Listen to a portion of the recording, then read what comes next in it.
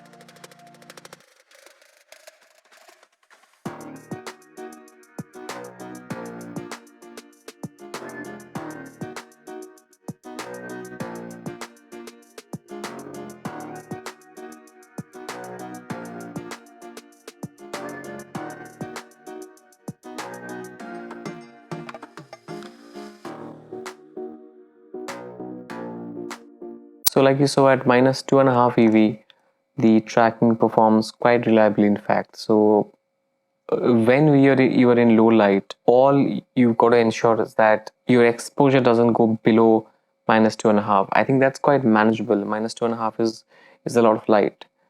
So I think that's quite manageable. So in terms of usability, it opens up a lot more opportunities for me, at least. And so I'm looking forward to using this camera in low light conditions a lot more and see how it tracks things. I'm going to share more experience of using this camera, especially in these kind of conditions where I'm sort of trying to track moving subjects. I may not be able to capture all of those footages in terms of a video because I don't have a external recorder. I don't have a Ninja 5.